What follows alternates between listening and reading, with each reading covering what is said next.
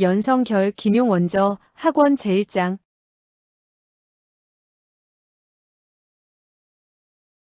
연성결 학원 1. 낙화유수. 한밤중까지 자고 있던 저구는 누군가 어깨를 미는 바람에 잠에서 막 깨어나는데 혈도승이 낮은 소리로 말했다. 침입자가 왔다. 저구는 순간적으로 놀랐으나 누군가 들어왔으니 이 눈 속에서 나갈 수 있겠다는 생각에 기쁜 마음이 되었다.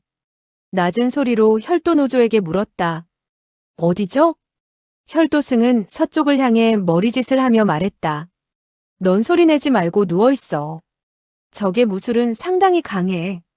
혈도승은 혈도를 쥐고 몸을 굽히더니 화살이 시위에서 떠나 날아가듯 소리 없이 뛰쳐나갔다. 사람의 그림자가 산기슭에 스치는가 싶더니 보이지 않았다. 저구는 심히 탐복했다. 이 사람의 무술은 정말 굉장하군. 정전형이 살아있다면 누가 더 고수일까? 저구는 생각하며 손을 뻗어 품속을 더듬었다. 정전에 뼈가루를 싼 보자기는 품속에 잘 보관되어 있었다. 갑자기 밤의 정적을 뚫고 쨍, 쨍 하고 무기가 부딪히는 소리가 울렸다. 혈도승이 적과 싸우고 있나 보다고 생각했다. 무기 부딪히는 소리를 들으니 상대의 무공은 혈도노조에게 절대 뒤지지 않는 모양이었다. 수생도 무기가 부딪히는 소리가 들리자 잠에서 깨어났다.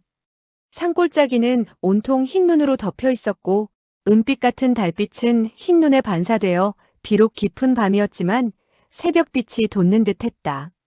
수생은 저군을 보자 물어보고 싶었지만 그를 미워하고 저주했고 저군도 대답할 것 같지 않아서 입을 다물었다. 무기가 부딪히는 소리가 점차 가까워지고 있었다. 저군과 수생이 소리가 나는 쪽으로 고개를 돌리니 달빛 아래에서 두 사람의 그림자가 떨어졌다가 붙었다가 하면서 높은 벼랑 위에서 싸우고 있었다. 저군은 혈도승과 싸우고 있는 사람이 도복을 입고 손에 장검을 쥐고 있는 것을 보아 낙화유수 4대 고수 중에 한 명이라는 것을 알 수 있었다. 눈사태가 나서 골짜기 입구가 막혔는데 어떻게 안으로 들어왔는지 저군으로서는 궁금하기 그지없었다. 수생도 곧 그 도인을 알아보고 외쳤다. 유백부님, 유승풍 백부님께서 오셨군요. 아버지, 아버지. 저는 여기 있어요. 저군은 깜짝 놀라 생각했다. 혈도노조와 저 노인이 싸우는 것으로 보아 금방 승부가 날 것 같지는 않다. 그녀의 아버지가 이 말소리를 듣고 쫓아온다면 나는 목숨이 10개라도 살아있지 못할 것이다. 그는 생각을 마치자 조용히 말했다. 야, 큰 소리 지르다가 눈사태라도 난다면 우린 모두 죽는단 말이야. 수생은 성을 냈다. 난 너같이 악독한 중놈하고 같이 죽어버리겠어. 그리고 큰 소리로 외쳤다.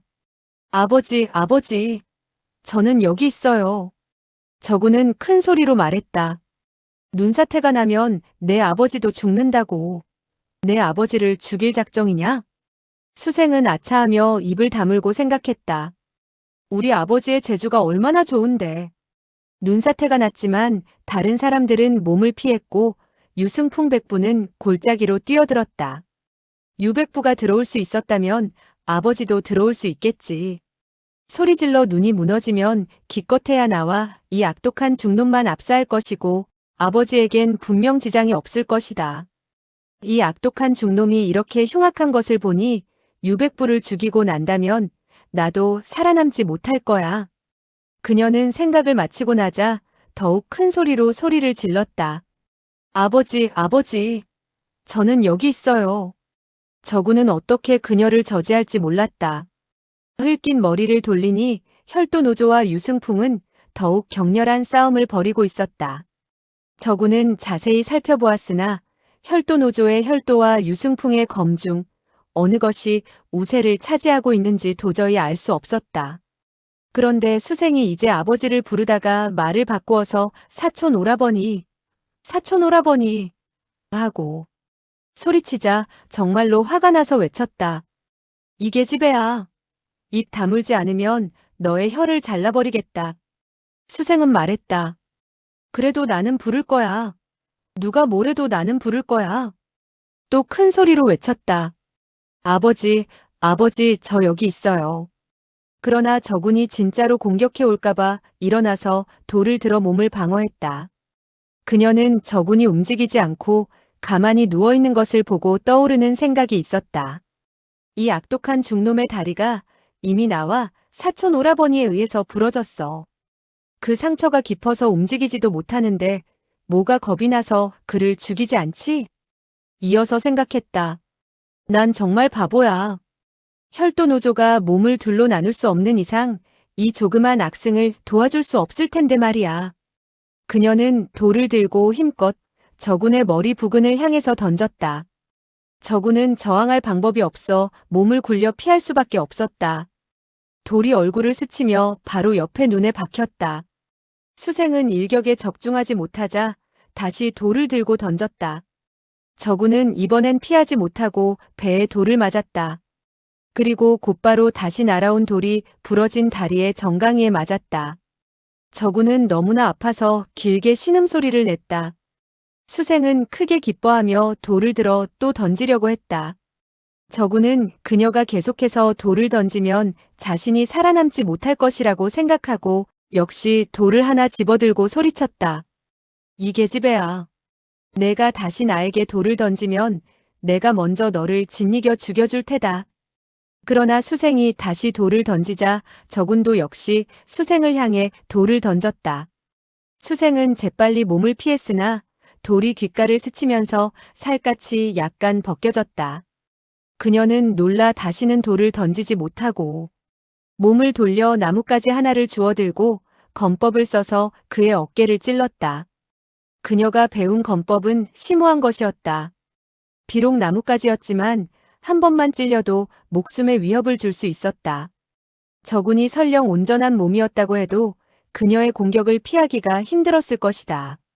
나뭇가지가 찔러오자 저군은 어깨를 기울여서 피했다. 그러나 수생의 건법은 빠르게 변화하며 탁 하고는 그의 이마를 때렸다.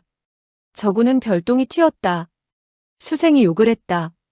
내 이 나쁜 중놈, 오는 도중 이 아가씨를 괴롭히더니 이제 내 혀까지 자르려고 해. 너도 한번 잘려봐라. 그녀는 나뭇가지로 저군의 몸을 마구 때리면서 외쳤다. 내 사조를 불러 구해달라고 해봐라. 그가 오지 않으면 내가 너를 때려 죽여버리겠다. 입으로는 욕을 했지만 수생의 손은 더욱 빨라져서 저군은 도저히 막아내지도 피하지도 못하고 그저 양손으로 얼굴을 가린 채 그녀의 매질을 당하고 있었다. 저군의 몸이 금세 나뭇가지에 맞아 살이 터져 피가 흘러내렸다. 저군은 억지로 손을 뻗어 내리치고 있는 그녀의 나뭇가지를 잡아채 힘을 주니 힘이 약한 수생은 나뭇가지를 빼앗겼다. 저군은 빼앗은 나뭇가지를 세게 휘두르니 수생은 뒤로 몇 걸음 물러나서 새로운 나뭇가지를 주워들었다. 저군은 그녀가 몇 발자국 물러나자 시골 사람이 싸움에 지게 되었을 때 쓰던 방법이 생각나 외쳤다. 멈춰라. 한 발자국이라도 가까이 온다면 나는 바지를 벗어버리겠다. 입으로 외치면서 두 손으로 바지춤을 움켜쥐고 벗으려는 신용을 했다. 수생은 깜짝 놀라서 재빨리 몸을 돌렸다. 양볼은 부끄러워서 붉게 물들었다. 이 중놈은 정말 수치를 모르는구나. 기어코 이런 더러운 짓으로 나를 모욕하는구나. 저군은 소리쳤다. 5보 걸어가. 나한테서 되도록이면 멀리 떨어져. 수생은 놀란 나머지 그대로 5보를 걸어갔다. 저군은 내심 기뻐하며 더 큰 소리로 말했다. 난 바지를 벗어 던졌으니까 날 때리려거든. 고개를 돌리고 나를 봐. 수생은 더욱 놀라 도망치려고 하다가 너무 당황한 나머지 비틀거리면서 미끄러져 넘어졌다. 황급히 일어나서는 감히 뒤돌아보지도 못하고 멀리 있는 산등성이 뒤편으로 도망갔다.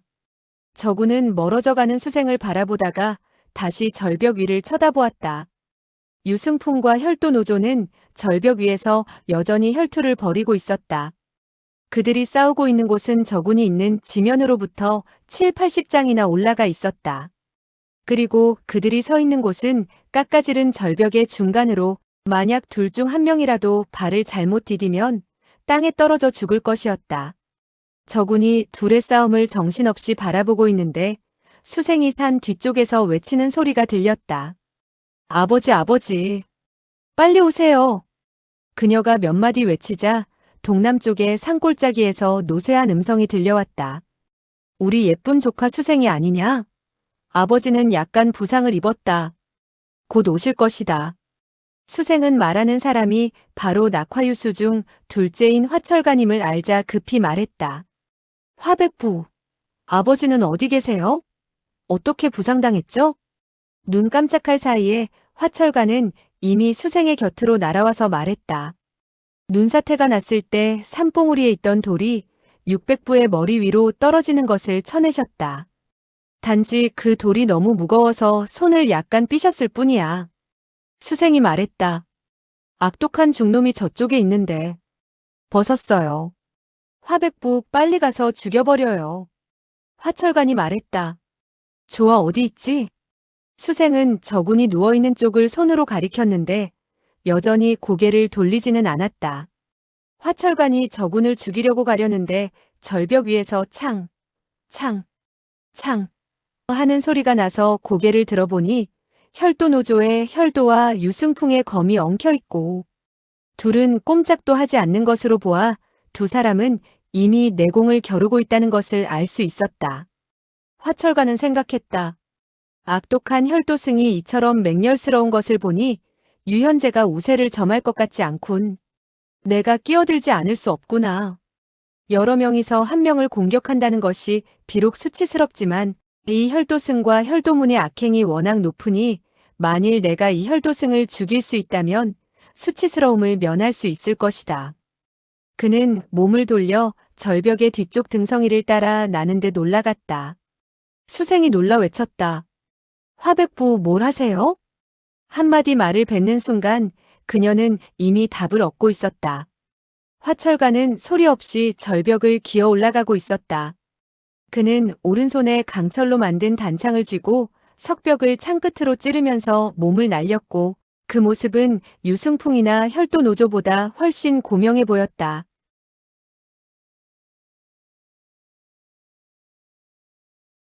저군은 화철간의 발자국 소리가 멀어지는 것을 듣고 안심하고 있다가 화철간이 몸을 날려 벼랑 위로 기어 올라가는 모습을 보자 다시 비명을 질렀다. 왓!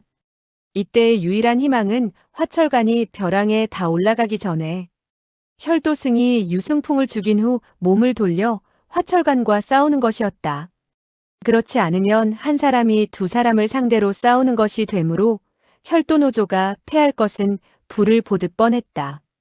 그는 생각했다.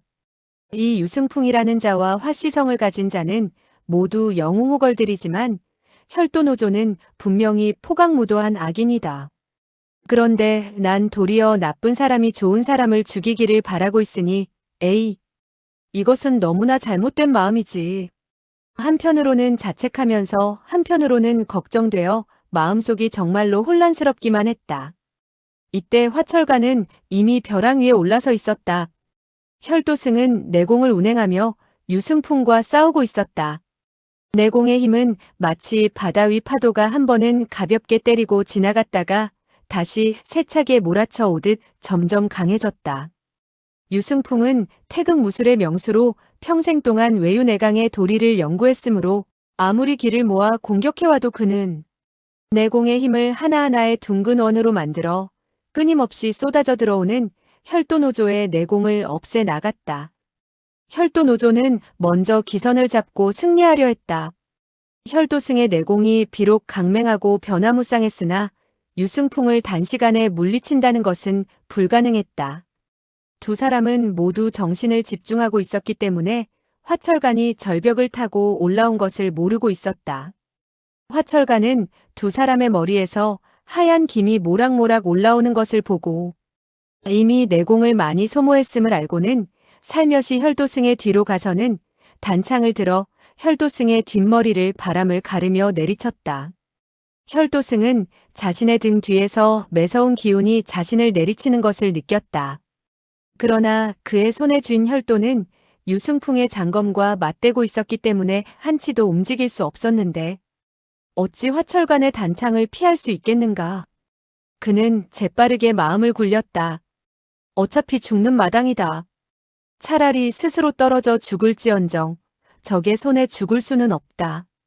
그는 양쪽 무릎을 살짝 굽혔다가 몸을 살짝 기울여 벼랑 쪽으로 몸을 날렸다. 화철간은 혈도승을 죽이겠다는 일념으로 단창을 아주 강하게 내리치고 있었는데 혈도승이 예상을 뒤엎고 벼랑 아래로 뛰어내려 버리자 미처 그 기세를 거두지 못하고 단창은 유승풍의 가슴에 박혀 등 뒤로 뚫고 나가버렸다. 혈도승은 절벽에서 떨어져 내리면서 혈도를 들어 아래를 내리쳤다. 그곳은 마침 큰 암석이 있었는데 탕 하는 소리와 함께 혈도가 크게 휘어지고는 다시 펴지면서 혈도승은 다시 공중으로 솟구쳤다. 그리고 다시 땅으로 떨어지면서 같은 동작을 18번을 반복하니 마침내 그는 암석 위에 가뿐하게 내려설 수 있었다. 그는 스스로 만족하여 껄껄 웃었다. 갑자기 뒤에서 누군가가 소리쳤다. 내 돌을 받아라. 혈도승은 소리를 듣고는 재빨리 혈도를 뒤로 돌려서 맞받아쳤다. 짱! 하는 소리와 함께 두 무기가 맞부딪혔다. 혈도승은 가슴이 얼얼해지면서 하마터면 혈도를 놓칠 뻔했다. 혈도승은 깜짝 놀랐다. 이놈의 내공이 대단한데. 머리를 돌려보니 한 명의 건장한 노인이 백발을 휘날리면서 당당하게 귀두돌을 들고 서 있었다. 혈도승은 그의 당당한 모습에 덜컥 겁이 났다. 상대가 무서웠던 것이 아니라 유승풍과 내공의 대결을 벌이고 아까 18번 암석을 굴러 뛰어내리는 동안 많은 내공을 소모하여서 길을 운용하는데 가슴이 은은하게 아파오는 것을 느꼈기 때문이다. 왼쪽에서 누군가가 소리쳤다. 6대0, 이 악독한 중놈이 유셋째를 죽였소. 우리는 바로 화철간이었다. 그는 잘못해서 유승풍을 죽이자 분노가 극에 달해 나는 듯 절벽의 아래로 달려내려와 혈도승과 사생결단을 내려했다. 마침 낙화유수 남사기의 첫째인 육천서가 혈도승의 앞길을 가로막은 것이다. 화철간이 창을 들고 뛰어오는 것을 본 혈도승은 자신이 이미 내공이 소진되어 육천서 하나를 상대할 수도 없을 텐데 다시 강적이 하나 추가되자 감히 싸울 생각을 하지 못한 채 수생을 인질로 삼아 이 난관을 빠져나간 후 훗날 다시 복수를 하리라고 생각했다. 마음을 이렇게 먹고 있는데 육천서의 귀두도가 움직이더니 정면에서 날아왔다. 혈도승은 몸을 한번 움츠리더니 적의 하체를 내리쳤다. 육천서는 상대가 하체를 공격하자 위로 뛰어올랐다. 그러나 그는 체격이 건장하여서 뛰어오르는 높이가 높지 않았다. 혈도승은 그런 육천서의 아랫배를 혈도로 찔러갔다. 육천서는 귀두도로 혈도를 막으려 했다. 혈도승의 혈도 공격은 허초로 만약 육천서의 방어가 소홀하면 그대로 찔러 들어가서 육천서에게 치명타를 주겠지만 육천서의 방어가 철저하자 급히 혈도를 거두어들이면서 몸을 뒤로 날려 육천서의 공세를 벗어났다. 혈도 노조는 육천서의 공격권에서 벗어나자 빠른 속도로 저군이 있는 곳으로 달려갔다. 그리고 수생을 찾았으나 수생은 이미 거기 있지 않았다. 혈도 노조는 저군에게 말했다. 계집애는? 저군이 말했다. 저쪽에요. 말하면서 손을 가리키니 혈도승은 화를 냈다. 어떻게 하려고 그녀를 도망가게 내버려 두었느냐? 왜 잡아두지 못했어? 저군이 말했다. 저는 그녀를 잡아둘 수 없었습니다. 혈도승은 매우 화가 났다. 그는 본래 굉장히 난폭한 데다가 지금은 생사의 위기였으므로 더욱더 분기탱천하여 저군의 옆구리를 발로 걷어차 버렸다. 저군의 몸은 붕 뜨더니 옆에 골짜기로 떨어졌다. 수생이 소리를 듣고 고개를 돌려보니 저군이 계곡으로 처박히고 혈도 노조가 자신을 향해 달려오자 겁이 나서 반대로 도망쳤다. 그때 오른쪽에서 한 명의 목소리가 들렸다. 생아, 생아. 수생의 아버지인 수대가 온 것이다. 수생은 너무나 기뻐 소리쳤다. 아버지. 그녀는 아버지로부터 멀리 떨어져 있었고 혈도승과는 오히려 가깝게 있었다. 그러나 원근의 차이는 불과 3장 정도밖에 안 되었으므로 그녀가 소리를 지르지 않고 아버지를 보자마자 아버지 쪽으로 달려갔더라면 아버지에게 가까이 갈 수 있었을 것이다. 그러나 그녀는 너무나 기쁜 나머지 아버지 하고 부르고는 멍청하게 그 자리에 멈추어 서고 말았다. 그러자 혈도승은 바로 뒤까지 접근할 수 있었다. 그것을 본 수대가 소리쳤다. 생아, 빨리 이쪽으로 와. 수생은 그 말을 듣고서야 다시 수대를 향해서 뛰기 시작했다. 혈도승은 수대와 수생의 거리가 가까워지자 혈도를 입에 물고는 허리를 숙여서 2개의 눈 뭉치를 만들어 하나는 수대를 향해 던지고 다른 하나는 수생을 향하여 던지면서 앞으로 달려들었다. 수대는 검을 휘둘러 눈 뭉치를 막았다. 그래서 발걸음이 늦춰졌을 때 수생에게 던져진 눈 뭉치가 등에 영대열을 맞추었다. 수생은 온몸에 힘이 빠지면서 그 자리에 쓰러졌다. 혈도승은 그녀가 채 쓰러지기도 전에 달려와서 그녀를 잡고는 다시 몇 곳의 혈도를 더 짚었다. 그때 바로 옆에서 바람을 가르며 하나의 단창이 날아왔다. 화철관이 도착한 것이다. 그는 이미 의형제인 유승풍을 죽였으므로 수생의 생명을 돌볼 여유가 없었다. 화철관의 창이 바람같이 빠르게 덤벼들자 혈도승은 혈도로 화철관의 단창을 쳐냈다. 혈도승의 혈도는 매우 날카로운 보검이라 어떤 무기라도 잘랐으나 화철관의 단창도 역시 여러 번 불에 달구어서 만들었기 때문에 혈도승의 혈도는 튀어올랐다. 혈도승은 혈도가 튀어오르자 욕을 했다. 제기랄. 혈도승은 수생을 잡고 화철관의 단창을 피해서 뒤로 물러났으나 그곳에는 막 따라온 육천서의 귀두도가 내리쳐지고 있었다. 그는 더 이상 피할 곳이 없었다. 그는 그래도 피할 곳을 찾기 위해 두리번거리다가 계곡으로 떨어진 저군이 눈을 털며 일어나는 것을 보게 되었다. 그는 생각했다. 계곡에 눈이 쌓여 있어서 저 녀석이 떨어졌는데도 무사하구나. 혈도승은 수생의 허리를 감싸며 몸을 날려 계곡 아래로 뛰어내렸다. 수생이 날카로운 비명을 지르는 가운데 2사람은 깊은 계곡으로 떨어졌다. 계곡의 눈은 수십 장 두께로 쌓여 있어서 눈 밑에 단단한 얼음이 있었지만 2사람은 아무런 상처도 없이 내려설 수 있었다. 혈도승은 눈 위로 올라오더니 커다란 바위 위로 올라와서는 혈도를 몇 번 휘두르면서 외쳤다. 용기가 있는 놈은 한번 내려와 봐라. 나와 싸워보자. 하하, 이 큰 바위는 바로 계곡의 요충에 있었기 때문에 수대등이 위에서 뛰어내리려면 반드시 바위 옆을 지나야 하는데 혈도승이 혈도를 휘두른다면 손쉽게 2조각으로 낼 수가 있었다. 몸이 허공에 있는 사람은 설사 혈도승보다 무공이 10배나 강하다고 해도 어쩔 수가 없었다. 육천서, 화철관, 수대는 가까스로 혈도승을 포위했는데 다시 그를 놓치고 추격도 할 수 없자 한스럽지 않을 수 없었다. 수생은 여전히 음탕한 중에게 잡혀있고 잘못하여 의제를 죽였으므로 화철관은 더욱 분통이 터졌다. 3사람은 머리를 맞대고 낮은 소리로 의논을 했다. 수대의 별명은 냉월검인데 미풍양속을 벗어난 행동을 보면 참지를 못했다. 그런데 지금 수대의 눈앞에서 악독한 혈도승이 으스대고 있었고 수생이 저군에게 기대고 있는 것을 보고는 눈앞에서 불꽃이 튀겼다. 그는 이미 수생이 혈도를 짚혀서 자유롭지 못하다는 것을 모르고 그녀가 앙탈도 하지 않고 혈도문이 악독한 중놈에게 고분고분 순종한다고 생각하자 더욱 분노가 솟구쳤다. 그는 눈 속에서 몇 개의 돌을 찾아 계곡 아래로 던졌다.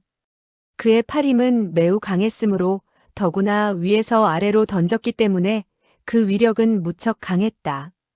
혈도승은 재빨리 저군과 수생을 바위 뒤로 숨겨서 돌을 피하게 했다. 그는 일단 위기를 모면했기에 저군에게 화를 내지 않았다. 혈도승은 위에서 던지는 돌을 피하면서 욕을 해대었다. 그러다가 저쪽 절벽 위에 유승풍이 절벽에 걸린 채로 움직이지 않는 것을 발견하고는 화철간이 자기를 기습하다. 그를 죽게 한 것을 눈치채고는 크게 기뻐했다. 저구는 주변을 둘러보다가 산등성이에 뚫려 있는 하나의 산 동굴을 발견하고는 돌멩이를 피하기 위해서 수생을 안고는 그리로 들어갔다. 혈도승이 크게 웃으면서 소리쳤다. 그놈 참 맹랑한데. 사조께서 적을 맡고 계시는데 사조보다 먼저 재미를 보려고 해. 수대와 육천서와 화철가는 그 소리를 듣고는 더욱더 분노했다. 수생은 저군이 나쁜 짓을 할까봐 겁이 났다. 그러다가 문득 그녀는 저군이 옷을 단정히 입고 있는 것을 발견하게 되었다. 그녀는 아까 저군이 자신에게 거짓말을 해서 자신을 떼어내려고 했던 것을 알게 되자 화가 나고 부끄러워서 외쳤다. 이 사기꾼 같은 중놈아! 어서 내게서 떨어져라. 저구는 그녀와 함께 동굴로 들어서자 돌멩이를 맞을 위기에서 벗어나자 조금 안심되었다. 그는 다리가 부러진 상태였으므로 천천히 기어서 그녀에게서 떨어졌다. 그녀가 나를 나쁜 중놈이라고 욕을 하는 것은 당연하다. 그런데 왜 나를 사기꾼이라고 하는 건가?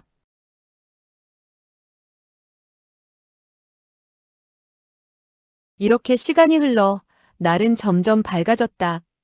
혈도승은 점차 기운을 찾기 시작했다. 어떻게 해야 이 공경에서 벗어날 수 있을까? 눈앞에 세 사람의 무공은 개개인으로 보아 자신과 백중세에 있어서 자기가 이 바위를 떠나기만 한다면 지형의 유리함을 잃는 셈이니 순식간에 세 명에게 죽임을 당할 것이다. 그는 스스로 영리하다고 자부했지만 현재는 아무런 생각도 나지 않았다. 하는 수 없이 바위 위에서 세 사람에게 욕을 하고 팔뚝질을 함으로써 스스로를 위안했다. 육천서는 갈수록 화가 나는지 온갖 욕설을 다 했다. 화철가는 갑자기 좋은 생각이 떠올라서 말했다. 수현재, 그대가 동쪽으로 가서 눈을 타고 계곡 아래로 내려가는 척하시오. 나는 서쪽으로 내려가는 척할 터이니 그러면 저 중놈이 우리 때문에 자리를 뜰 텐데. 그때 큰형이 절벽을 내려가십시오. 육천서가 말했다. 그거 묘하군.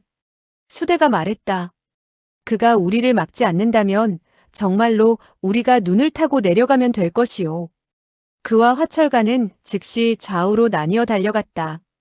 부근의 백여장 근처는 깎아지른 듯한 벼랑이어서 눈을 타고 내려가려면 한 바퀴 빙 돌아서 먼 곳에서 내려가야 했다. 혈도승은 두 사람이 각각 방향을 나누어서 각기 좌우로 가는 것을 보자 그들의 의도를 알아챘다. 그러나 어떻게 대처해야 할지는 생각이 나지 않았다. 이거 정말 야단났구나. 저 새끼들이 한 바퀴 빙 돌아온다면 시간이 걸리겠지만 결국은 이곳까지 올 것이다. 그들이 이곳에 오기 전에 도망가야 한다. 어서 도망치는 것이 상책이다. 그는 살그머니 바위에서 내려왔다. 육천서는 화수 두 사람이 멀리 가자 고개를 숙이고 아래를 보니 혈도승의 자취가 보이지가 않았다. 그런데 눈 위에는 서북쪽으로 발자국이 이어져 있었다. 그는 큰 소리로 외쳤다. 화현재, 수현재, 중놈이 서북쪽으로 도망갔다. 빨리 돌아오게. 화, 수 두 사람은 일제히 몸을 돌렸다. 육천서는 급히 혈도승을 쫓으려고 계곡 아래로 몸을 날렸다. 그는 발이 땅에 닿는 순간 몸이 푹 꺼지면서 사람 키보다 훨씬 높게 쌓인 눈 속으로 빠지고 말았다. 육천서는 당황하지 않고 위를 보니 자신이 빠진 구멍은 두 길이나 되는 것 같았다. 그는 두 손과 두 발을 이용해서 재빨리 위로 올라갔다. 그의 머리를 막 구멍 밖으로 내미는 순간 갑자기 가슴팍에 격렬한 아픔이 전해져 왔다. 이미 공격을 받은 것이다. 깜짝 놀란 그는 즉시 귀두도를 휘두르며 위로 솟구쳤다. 육천서는 손에 오는 감각으로 보아 자기의 대도가 허공을 후려친 것을 알고 재빨리 옆으로 몸을 날리는데 발밑에 눈에서 갑자기 혈도가 솟구쳐 나왔다. 원래 혈도승은 육천서가 크게 소리치자 그가 뛰어내리리라는 것을 알고는 서북쪽으로 도망치는 척하다가 재빨리 돌아와서는 눈 속에 숨어 있었던 것이다. 육천서는 무공이 높고 경험도 풍부했으나 이런 눈 속에서의 싸움은 일생의 처음이라 당황하지 않을 수 없었다. 하지만 육천서는 혈도를 비스듬히 피하면서 혈도승이 있을 법한 자리를 대충 가늠하고는 3번 귀두도로 찔러갔다. 이 3번의 칼질은 맹목적이었으나 그 힘은 결코 우습게 볼 수 없었다. 그 3번의 칼질 중 한 번은 때마침 혈도승이 있는 곳에 적중했다. 혈도승은 눈 속에서 온 힘을 다해서 뒤로 물러났다. 그런데 그 뒤쪽은 바닥이 다시 물렁해서 혈도승은 눈 속 깊숙이 빠져들었다. 육천서는 자신의 3번의 공격을 상대가 뒤로 물러남으로써 피하리라는 것을 예측하고는 다시 한 걸음 나가면서 다시 3번을 휘둘렀다. 그러나 갑자기 그의 발밑이 다시 꺼지면서 눈 속으로 파묻히고 말았다. 두 사람은 눈 속으로 자취를 감추었는데 이때 두 사람은 눈앞에 아무것도 보지를 못해서 마치 장님이 싸우는 것과 같았다. 두 사람은 발이 딱딱한 곳에 닿자 필생의 공력을 다해서 서로에게 공격을 퍼부었다.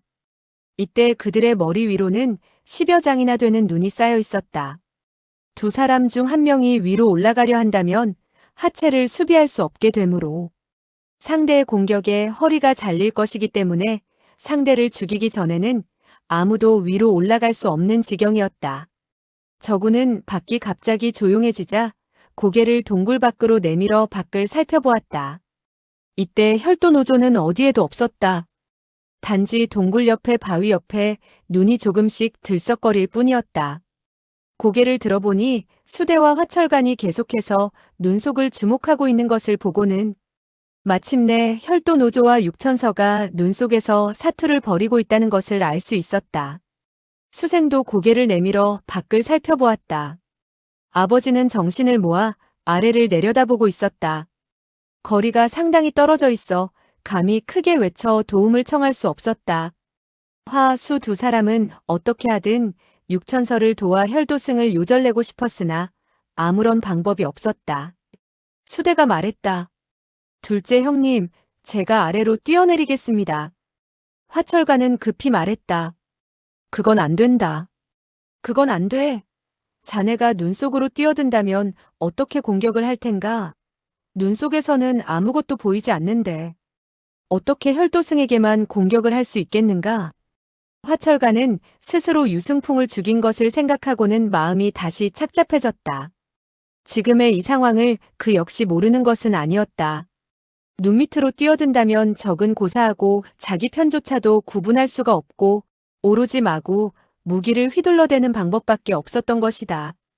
그렇다면 혈도승과 육천서 중 누구를 찌를 것인가는 반반의 확률이었다. 또 자기가 뛰어들면 혈도승과 육천서에게 죽음을 당할 확률도 대단히 높았다. 그런데 자기 쪽에서 2명의 고수가 눈을 시퍼렇게 뜨고 육천서가 눈 속에서 혈도승과 목숨을 건 싸움을 하는 것을 보자니 답답하기만 했다. 이때 계곡 아래의 흰 눈의 요동이 멈추었다. 절벽 위의 수대와 화철간, 동굴 속의 수생과 저구는 모두 초조해졌다. 이제 눈 밑의 사투는 승부는 났으나 누가 이기고 누가 목숨을 빼앗겼는지는 알 수가 없었던 것이다. 한참 후 한 곳에서 흰 눈이 천천히 솟아오르더니 사람의 머리가 솟아올라왔다. 그 사람은 점점 위로 올라오니 머리카락이 하얗게 보였다. 혈도승은 대머리이니 머리카락이 있을 리가 없었다. 그러므로 지금 올라온 사람은 육천서가 틀림이 없었다. 수생은 기뻐하며 낮은 소리로 환호를 질렀다. 저구는 화가 났다. 무엇이 좋아서 그렇게 소리를 지르는 거야? 수생은 말했다. 내 놈의 사조는 이제 죽었다. 너 저군 중놈의 생명도 이제 얼마 남지 않았을 거야. 저군은 이제 이 3명의 고수에게 사로잡힌다면 자신은 꼼짝없이 죽을 것이라는 것을 알고 있었다. 그는 악에 받쳐 소리를 버럭 질렀다. 다시 떠든다면 내가 먼저 너를 죽여버리겠다. 수생은 흠칫 놀라며 감히 더 이상 말을 잇지 못했다.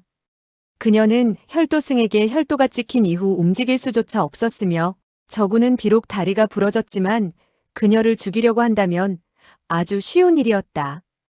육천서의 머리는 눈더미 밖으로 나와 이리저리 꿈틀거렸다. 마치 눈 속에서 기어나오려는 것 같았다. 수대와 화철관이 일제히 외쳤다. 육대형, 우리가 갑니다. 두 사람은 몸을 날려 계곡 밑으로 떨어졌다. 깊은 눈 속에 파묻히는가 했더니 재빨리 기어나와서 계곡의 바위 위로 몸을 날렸다. 바로 이때 육천서의 머리가 갑자기 푹 눈 속에 빠지고 있는 것이 보였다. 마치 두 다리가 다른 사람에게 붙들려서 끌려 들어가는 것 같았다. 그가 눈 속에 들어간 다음 아무리 기다려도 머리는 올라오지 않았다. 그렇다고 혈도승의 그림자가 보이는 것도 아니었다. 수대가 생각해보니 육천서가 이미 상대의 암수에 걸린 것 같았다. 갑자기 퍽 하는 소리가 나면서 또 한 개의 머리가 눈 속에서 나왔다. 이번에는 머리가 박박 벗겨진 혈도승이었다. 그는 껄껄 웃더니 다시 눈 속으로 사라졌다. 수대가 욕을 했다. 이 악독한 중놈아. 그는 검을 들더니 몸을 날려 눈 속으로 뛰어들어가려 했다. 그때 눈 속에서 한 개의 머리가 급히 날아왔다. 그것은 몸과 떨어진 머리였는데 바로 육천서였다. 이 머리통은 수십 장을 날아가더니 눈더미에 떨어져서는 흔적도 없이 사라져버렸다. 수생은 눈앞에서 처절한 광경을 보자 혼비백산하여서 소리조차 지를 수가 없었다. 수대는 비분간개하여 길고 큰 소리로 외쳤다. 형님, 당신은 우리 형제들 때문에 목숨을 잃으셨습니다. 이 형제들은 이제 당신의 복수를 해드리겠습니다. 그러더니 잽싸게 몸을 날리려고 했다. 화철가는 급히 그를 잡았다. 잠깐, 저 악독한 중놈은 눈 속 컴컴한 곳에 숨어 있고 우리는 밝은 곳에 있으니 무턱대고 뛰어들어간다면 그의 덫에 걸릴 것이요. 수대는 그의 말이 맞다고 생각하고 울음 섞인 목소리로 말했다. 그럼 어떻게 하면 좋을까요? 화철가는 말했다. 그는 눈 속에서 몇 시간 동안 힘을 소비하다가 결국 표면으로 나타날 것일세. 그때 우리 두 사람이 연합하여 공격하면 나쁜 놈의 심장을 도려내어 두 분 형제의 영전에 바칠 수 있을 것이네. 수대의 눈에는 눈물이 주르륵 흘러내렸다. 침착해야 한다. 정신을 바짝 차려야 한다. 이때 절대로 마음이 약해져서는 안 된다.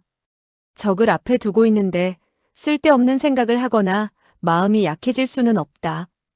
그러나 두 사람은 수십 년간을 사귄 친구인데 오늘 죽어버렸으니 어찌 슬프지 않을 수가 있겠는가? 또 어떻게 슬픔을 억제할 수 있을 것인가? 두 사람은 혈도승이 조금 전 솟아오른 곳을 쳐다보면서 점점 수생과 저군이 숨어있는 동굴 옆으로 접근했다. 수생은 곁눈으로 저군을 쳐다보고 아버지가 몇 장 정도 더 접근하면 소리를 내어야겠다고 생각했다. 그래야만 아버지가 늦지 않게 자신을 구할 것이라고 생각했기 때문이다. 저군은 그녀가 자신을 쳐다보자 그녀의 뜻을 눈치챘으나 짐짓 모른 채 했다. 수생은 저군을 바라보니 눈만 바라보고 있어서 다시 아버지를 바라보았다. 그 순간 저군은 재빨리 손을 뻗어 그녀의 목을 힘껏 졸랐다. 수생은 깜짝 놀라서 외치려고 했으나 목소리가 터져 나오지 않았다. 저군의 팔뚝이 이미 자신의 목을 누르고 있어서 숨을 쉴 수도 없었다. 저군은 그녀의 귀에 입을 갖다 대고 속삭였다. 소리치지만 않으면 나는 너를 목 졸라 죽이지 않겠다. 그는 이 말을 한 다음 손에 힘을 조금 풀어 그녀로 하여금 숨을 쉴 수 있게 했다. 그러나 바싹 마르고 무쇠 같은 그의 팔뚝은 그녀의 목에서 떠나지를 않았다. 수생은 속으로 저군을 수백 번 저주하고 있었다. 눈 쌓인 계곡에는 아무런 기이한 흔적이 없었다. 혈도승이 무슨 장난을 하는지 눈 속에서는 아무런 기척도 없었다.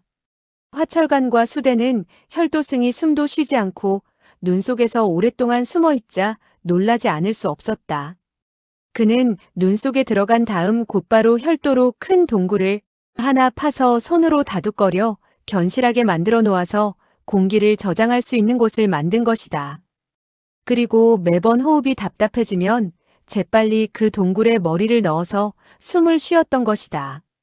육천서는 평생을 남쪽에서 살아 평생 눈을 본 적도 몇 번 없었는데 어찌 이런 요령을 알 수 있었겠는가? 그의 내력이 비록 혈도승을 능가했으나 혈도승이 계속해서 공기를 마시는데 비할 수 없었던 것이다. 육천서는 숨이 막혀 더 이상 견딜 수 없자 몸을 날려 솟구치려 하다가 즉시 혈도승의 혈도에 연속 3도를 하체에 맞고 죽었던 것이다.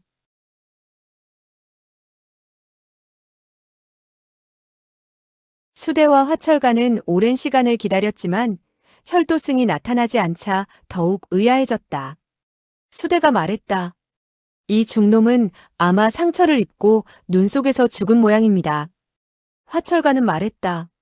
그럴지도 모르지. 육대영님이 그 악승에게 죽임을 당했을 때 어찌 그에게 일격을 가하지 않았겠는가. 하물며 악승은 이미 유현재와도 오랫동안 싸움을 했기 때문에 육대영님의 적수가 되지 못했네. 수대는 말했다. 그는 틀림없이 비겁한 방법으로 육대영님을 죽였을 것이요. 수대는 거기까지 말하더니 비분간개하여 더 이상 억제할 수 없다는 듯이 말했다. 내가 계곡 아래로 내려가서 살펴보겠습니다. 화철가는 말했다. 그러게, 하지만 조심해야 되네. 내가 이곳에서 망을 보겠네. 수대는 손에 장검을 잡고 한숨을 쉰 다음 경공을 전개해서 바위 위에서 미끄러져 내려갔다.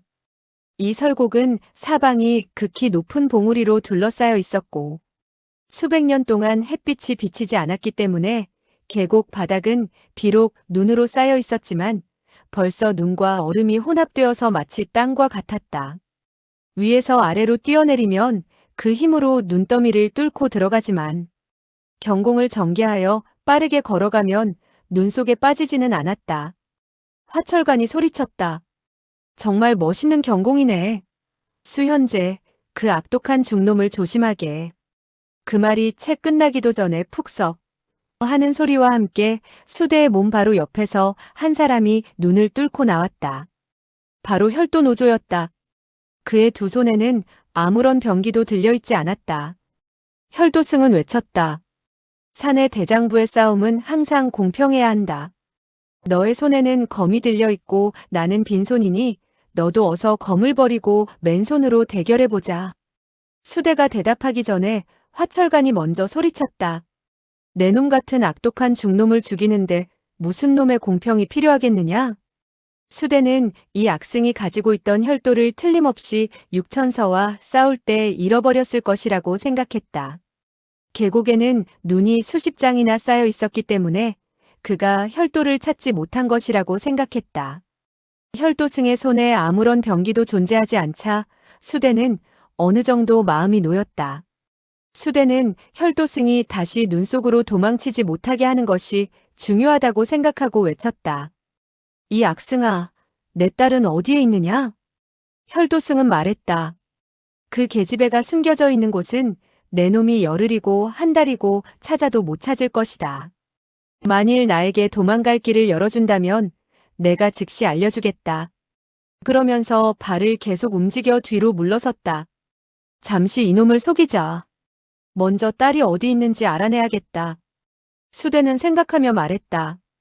이곳의 사방은 날개가 달렸어도 오르지 못할 높은 봉우리에 둘러싸여 있다. 너를 놓아준다고 해서 내 놈이 도망갈 수는 없다. 혈도승은 말했다. 이곳은 지세가 이상하기 짝이 없으나 나는 이 부근에서 수십 년을 살았기 때문에 손바닥 보듯 알 수 있다. 내 놈이 만약 나를 죽인다면 이 계곡에서 나가지 못하고 눈을 뜨고 하늘을 바라보며 죽을 것이다. 그러니 우리 모두 타협을 해서 함께 이 계곡을 빠져나간 후 우리의 은혼을 청산하자. 화철가는 화가 나서 말했다. 내 놈의 말은 믿을 수가 없다. 너는 빨리 무릎을 꿇고 투항하거라. 어떻게 처리하든 그것은 우리의 마음이다. 내가 참견할 일이 아니다. 말을 하면서 그는 점점 가까이 다가갔다. 혈도승은 웃으면서 말했다. 그렇다면 이 어르신께선 이만 물러가겠다. 그리고 발을 빨리 놀려 동북쪽을 향해 달려갔다. 어디를 가느냐? 수대는 검을 거머쥐더니 잽싸게 추격했다. 수대는 단숨에 혈도승의 바로 뒤로 다가갔다. 갑자기 혈도승이 비명을 지르면서 앞으로 넘어졌다. 그리고는 눈에 상체를 받고 하체를 허우적거리는 것이 수대가 보니 틀림없이 내공이 고갈된 것으로 보였다. 동굴 속에서 수생과 저구는 확실히 보고 있었다. 하나는 매우 기뻐했고 다른 하나는 당황하였다. 저군이 눈을 돌려보니 수생의 얼굴은 기쁨이 넘쳐 있었다. 그가 화가 나서 자기도 모르게 팔뚝에 힘을 주니 수생의 숨통은 다시 막혀버리게 되었다. 혈도승이 쓰러지자 수대는 기회라 싶어 앞으로 몇 발자국 달려나갔고 화철관도 바위에서 내려가 그쪽으로 달려갔다. 수대는 검을 들어 혈도승의 엉덩이를 향해서 신속하게 내리쳤다. 이 일격은 단숨에 그를 죽이려는 것이 아니라 그가 도망칠 수 없도록 상처를 입혀 수생이 어디에 있는가를 알아내고자 함이었다. 그가 장검을 앞으로 두 척 정도 내밀고 좌측 발을 앞으로 내밀었을 때 수대는 갑자기 발밑이 허전해짐을 느꼈다. 그리고는 몸이 앞으로 쏠리면서 구덩이로 떨어지고 말았다. 이런 궤변은 너무나 갑자기 일어난 것이기에 세 사람은 놀랄 시간도 없었다. 화철관, 저군, 수생, 세 사람은 수대가 이기려고 할 즈음에 일순간에 사라진 것을 보았다. 이어서 길고 고통에 찬 비명소리가 들려왔다. 틀림없이 수대가 아래에서 어떤 이상한 일을 당한 것이 틀림없었다. 혈도승은 몸을 날려 일어났는데 행동이 민첩하기 그지없었다. 그가 조금 전에 머리를 눈에 박고 허우적댔던 것은 수대를 유인하기 위한 수작이었음이 드러난 것이다. 그는 일어서서 두 발에 힘을 주니 그 부근의 눈이 꺼지면서 눈 밑으로 사라졌다. 이어서 재차 눈 속에서 뛰쳐나오더니 한 사람을 잡아 집어 던졌다. 그 사람은 피가 낭자했는데 바로 수대였다. 그의 두 다리는 무릎 아래가 잘려나가 있었다. 수대가 살았는지 죽었는지는 알 수가 없었다. 수생은 아버지의 참혹한 광경을 보자 큰 소리로 울며 외쳤다. 아버지, 아버지. 저구는 너무나 처참한 꼴을 보자 놀란 나머지 팔뚝에 힘을 주는 것도 잊어버리고 오히려 손을 풀어 그녀를 위로했다. 수 아가씨, 당신의 아버지는 아직도 죽지 않았소. 그는 아직도 움직이고 있소. 혈도승이 좌측 손을 휘두르자 한 줄기 암홍색의 빛이 번쩍이면서 혈도가 나타났다. 조금 전 혈도승이 눈 속에서 잠복한 후 오랫동안 나오지 않은 것은 암암리의 한 개의 구덩이를 파고 거기에 장치를 해두느라 시간을 소비했기 때문이다. 그는 눈 구덩이를 판 후에 구덩이 밑에 혈도를 세워놓고 수대를 유인하여서 함정으로 빠지게 한 것이다. 수대도 역시 경험이 풍부했으나 눈밭에서의 싸움은 처음이라 그만 혈도승의 함정에 빠지고 만 것이다. 그가 파놓은 함정 속에는 쇠도 끊는 혈도가 놓여 있었으므로 수대의 두 다리가 가볍게 잘려버린 것이다. 혈도승은 혈도를 높이 쳐들고는 화철관을 바라보면서 말했다. 자, 자신이 있으면 이리로 와서 노부와 301만 겨루어 보자. 화철관은 수대가 눈밭에서 너무 아픈 나머지 이리 구르고 저리 구르는 참혹한 광경을 보자 겁이 덜컥 나서 감히 맞붙으려 하지 않았다. 그는 단창을 치켜 세우고 자기 몸을 지키며 한 걸음 한 걸음 뒤로 물러섰다. 창의 빨간 술이 계속해서 떨리고 있는 것으로 보아 무서움에 떨고 있는 것 같았다.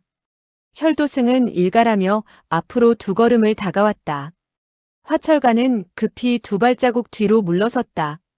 그런데 손이 떨린 나머지 단창을 떨어뜨리고 말았다.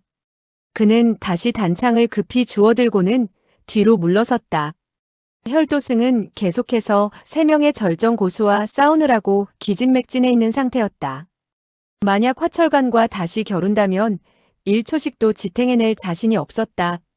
화철관의 무공은 원래 혈도승에 비해 손색이 없었는데 실수로 유승풍을 죽이고 육천서와 수대가 잇따라 비참한 꼴을 당하자 기가 크게 꺾이고 말았다.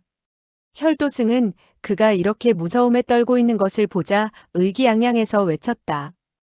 허허, 나에게는 72종류의 수법이 있는데 오늘 그중 3개를 써서 이미 3명의 늙은이를 죽였다. 아직도 69개가 남아있는데 이 모두를 너에게 실험해보겠다.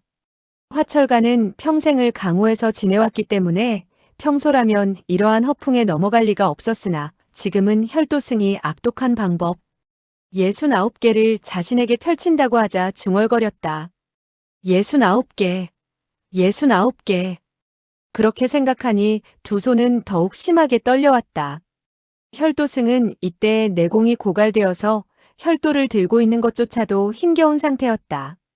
그러나 그런 상황이 조금이라도 드러난다면 즉시 화철관이 덤벼들 것이었기 때문에 온 힘을 다해 혈도를 빙빙 돌리는 등 아직도 힘이 있음을 과시했다.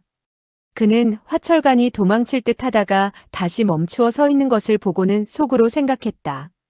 간이 콩할 만한 놈아. 빨리 도망가라. 빨리 도망가란 말이다. 그는 이때 이미 화철관이 도망갈 용기조차 없어진 것을 알지 못한 것이다. 수대는 2다리가 잘려나갔으나 아직 정신은 또렷하여서 이미 혈도승이 내공이 고갈되고 단지 허장성세를 부린다는 것을 간파하고 있었다. 그는 소리를 질렀다.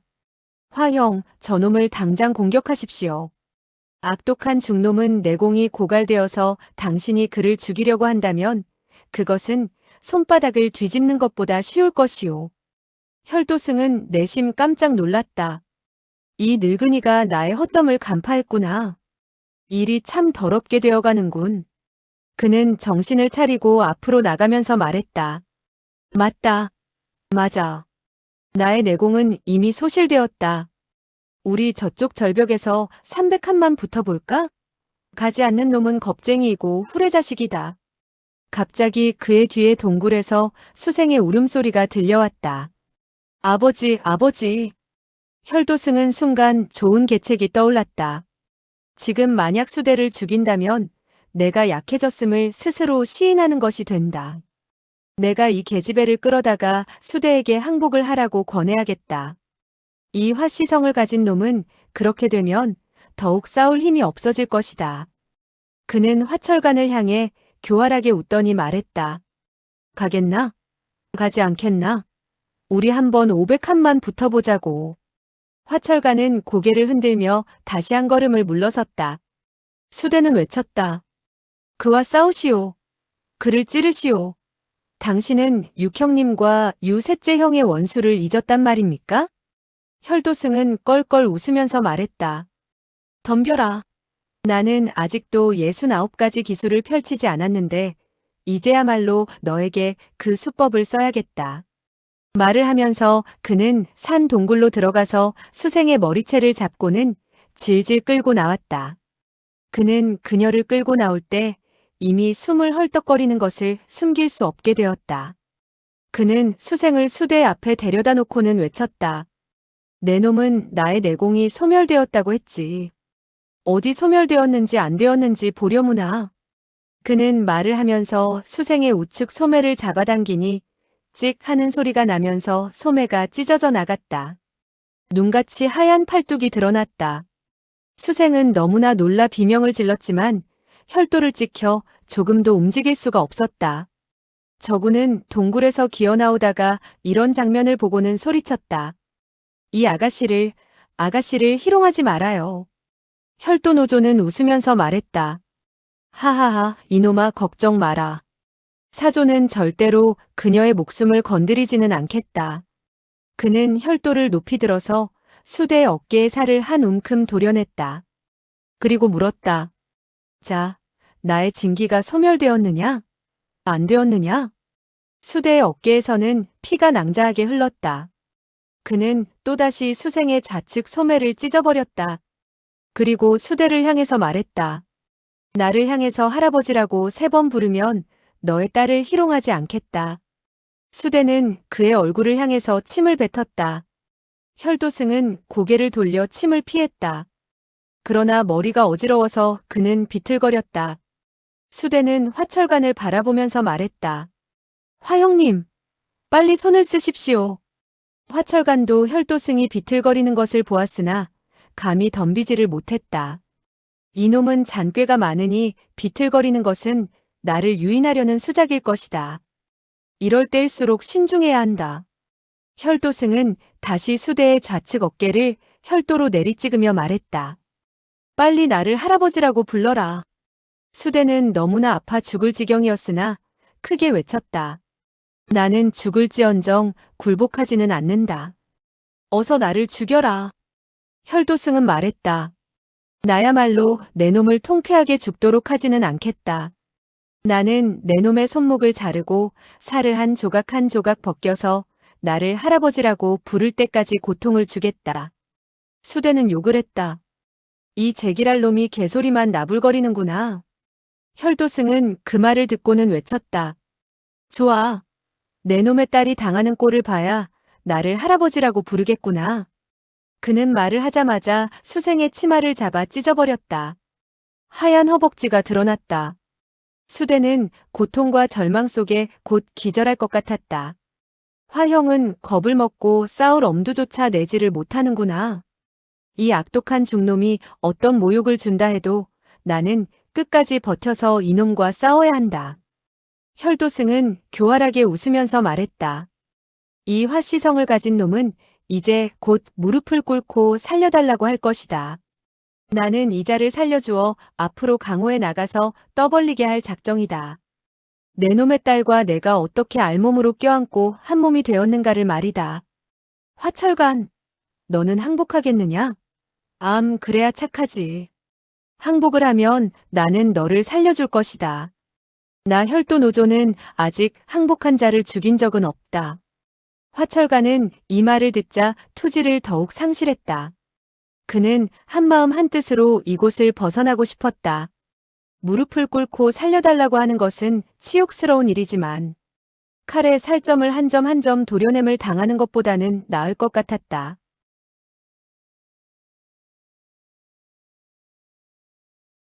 그는 있는 힘을 다해 싸운다면 전세가 금방 역전되어 적을 죽일 수 있다는 것을 생각하지 못하고 있었다. 단지 눈앞에 이 혈도승이 가공스럽고 악랄하다는 생각밖에는 없었다. 혈도승은 다시 말했다. 마음을 놓아라. 내가 졌다고 항복만 한다면 나는 너의 생명을 살려주겠다. 절대로 내 놈의 몸에 털끝 하나도 건드리지 않겠다. 이 몇 마디의 달콤한 말을 들은 화철가는 크게 마음이 놓였다. 혈도승은 그의 얼굴에 기쁜 빛이 역력하자 내심 이 기회를 놓칠 수 없다고 생각하고는 즉시 수생을 내려놓더니 그의 앞으로 걸어가면서 말했다. 대장불안 자고로 때를 잘 알아야 하는 것이다. 무릎을 꿇을 때도 있어야 비로소 크게 펼 수 있는 것이야. 내가 투항을 하려면 먼저 그 단창을 나에게 던져라. 자, 나는 절대로 너의 생명을 건드리지 않겠다. 나는 너를 내 친구로 여기겠다. 자, 단창을 버려라. 단창을 버려. 그 목소리는 심히 부드러웠다. 그의 몇 마디는 거역하기 힘든 마력이 있는 것 같았다. 화철가는 손에 힘을 풀더니 단창을 눈바닥에 떨어뜨렸다. 혈도승은 웃는 얼굴로 말했다. 좋아. 너는 참 똑똑한 사람이구나. 너의 그 단창은 멋지군. 어디 한번 보세나. 뒤로 세 발자국 물러서게. 그래, 말을 잘 듣는구먼. 나는 너를 죽이지 않을 거야. 마음을 놓아라. 이제 세 발자국 더 뒤로 물러서거라. 화철가는 그의 말에 따라 뒤로 물러섰다. 혈도승은 천천히 고개를 숙여서 그 단창을 손에 쥐었다. 손이 단창에 와 닿았을 때 기진맥진하여 금세라도 쓰러질 것만 같았다. 그는 연신 2번이나 내공을 운행했으나 내공은 조금도 남아있지 않았다. 그는 내심 깜짝 놀랐다. 조금 전 연신 3명의 고수와 싸움을 했더니 정말 힘이 다 소모되었구나. 아마 열흘이나 보름 동안 정량을 해야 원기를 회복하겠구나. 비록 강철로 된 단단한 단창을 손에 넣었지만 여전히 그는 마음이 놓이지 않았다. 만약 화철간이 갑자기 손을 써서 공격해 온다면 도저히 막아낼 자신이 없었다. 수대는 화철간이 단창을 버리고 투항하자 절망감을 맛보았다. 그래서 그는 체념한 표정으로 수생에게 말했다. 얘야, 빨리 나를 죽여라. 수생은 울면서 말했다. 아버지, 나는 움직일 수가 없어요. 수대는 저군을 향해 말했다. 젊은이, 좋은 일을 좀 해주게. 나를 좀 죽여주게나. 저군은 그의 뜻을 알고 있었다. 어찌되었든 살 수 없으니 이제 고통을 당하고 능욕을 당하느니 보다 빨리 죽는 것이 나을 것이기 때문이다.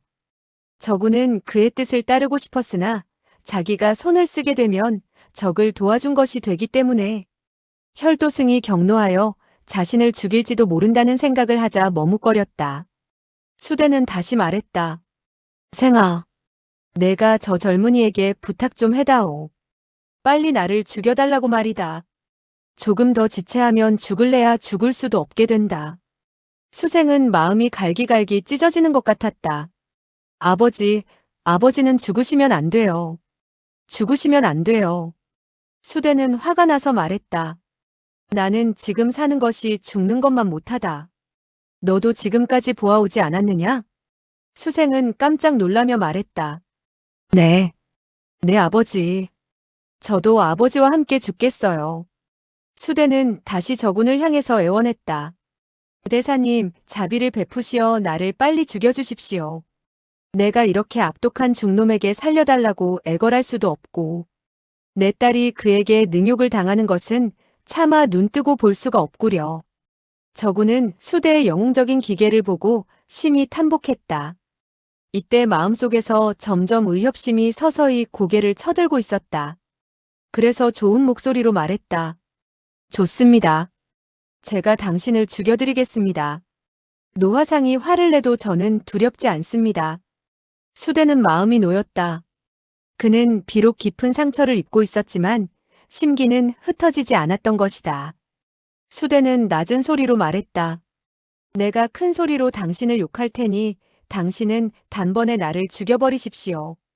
그러면 저 늙은 화장은 당신을 의심하지 않을 것입니다. 그러더니 저군의 대답을 듣지도 않고 큰 소리로 욕을 했다.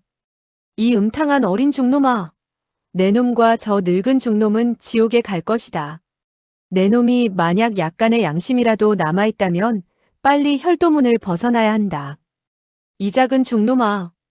이 못된 후레자식 놈아. 너는 빨리 자기 잘못을 뉘우치고 앞으로는 좋은 사람이 되거라.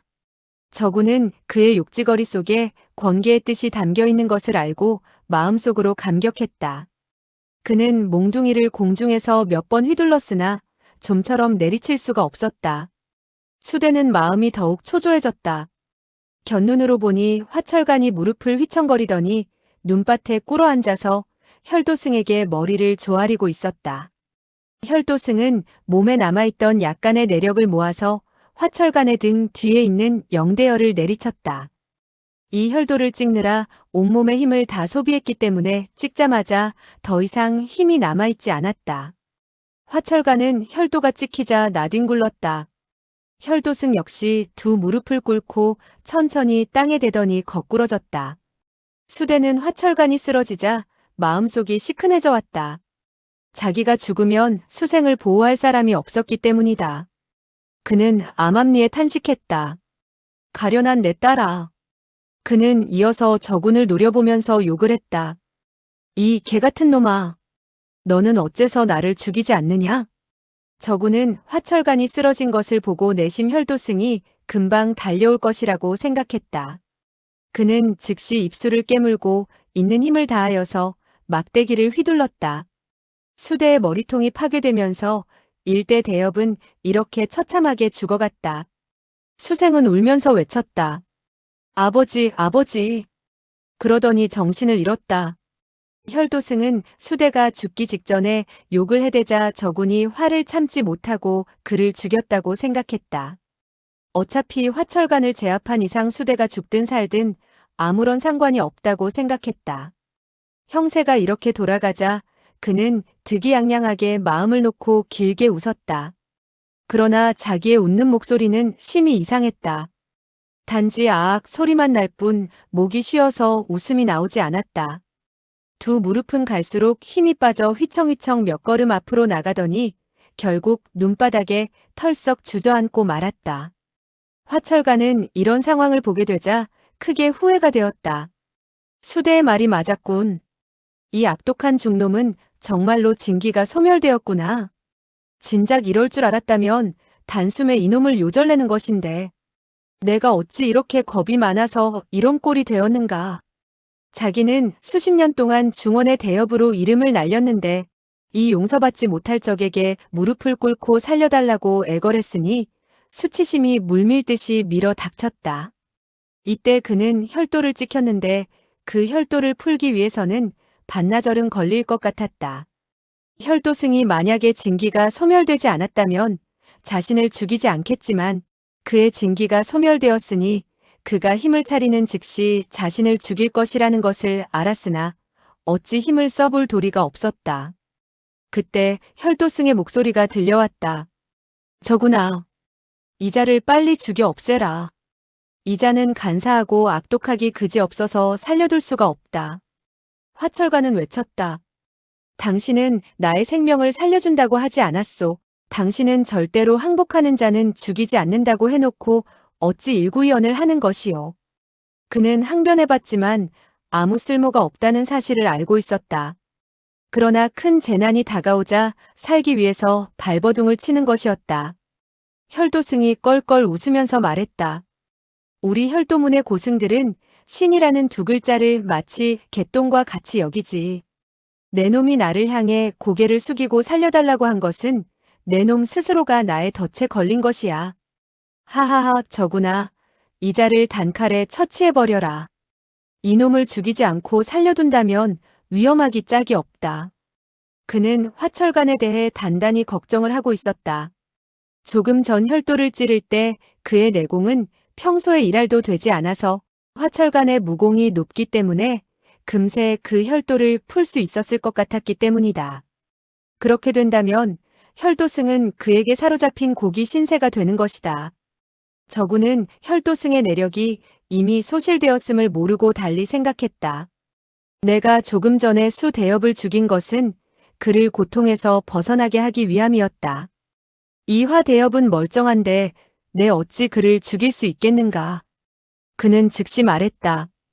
그는 이미 사조님께 제압당했는데 굳이 죽일 필요가 있겠어요? 화철가는 급히 말했다. 그렇소. 그렇소.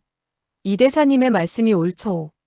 나는 이미 당신에게 제압을 당했고 조금도 반항할 마음이 없소. 꼭 나를 죽여야 할 필요가 있겠소? 수생은 기절한 상태에서 점점 정신이 들었다. 그녀는 울면서 외쳤다. 아버지, 아버지. 그녀는 화철간이 염치 없고 비굴한 것을 알고 그에게 욕을 퍼붓기 시작했다.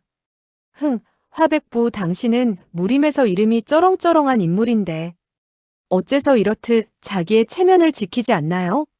눈앞에 나의 아버지가 처참한 꼴로 아버지가 여기까지 말하자 서러움이 복받쳐 말을 잇지 못했다. 화철가는 말했다. 이 두 분의 대사님들의 무공이 출중하여서 우리들로서는 이길 수가 없다. 그렇기 때문에 우리는 순종하고 그들의 명령을 따라야 하는 것이다. 수생은 다시 욕을 했다. 시끄러워. 이 더러운 놈.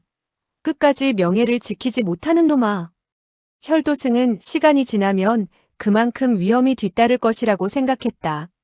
지금 자기는 약간의 힘도 쓸 수가 없었다. 몸을 지탱하여 걸음을 옮기려 해도 움직일 수가 없었다. 얘야, 착하지. 이 사조의 말을 듣거라. 빨리 이 계집이 더 이상 행패 부리지 못하게 잘 감시하고 있어라. 이 계집은 너의 것이니 이 사조도 건드리지 않겠다. 화철간도 낌새를 알아차리고는 외쳤다. 수질려 이리 오너라. 내가 할 말이 있다. 그는 지금 혈도승은 기운이 빠져 아무 힘도 없다는 사실을 알고 있었다. 그는 네 사람 중에서 혈도승은 진기가 소멸되어 움직이지 못하고 자신도 혈도를 찍혀서 몸이 마비되었으며 저구는 다리가 부러져 있었으니 수생이 가장 강하다는 것을 알고 있었다. 그래서 그는 이 기회를 틈타서 두 명의 중을 없애려고 하는 것이다. 그런데 수생은 그의 비굴함과 연약함을 보고 혐오감이 뼈에 사무쳐 있었다. 만약 당신이 창을 버리고 투항하지만 않았다면 나의 아버지는 절대 목숨을 잃지 않았을 것이다. 그녀는 화철간의 부르는 소리를 듣고도 들은 채를 하지 않았다. 화철간은 다시 말했다. 수질려, 내가 만약 이 공경에서 빠져나가려고 한다면 지금이 바로 좋은 기회이다. 이리 와라.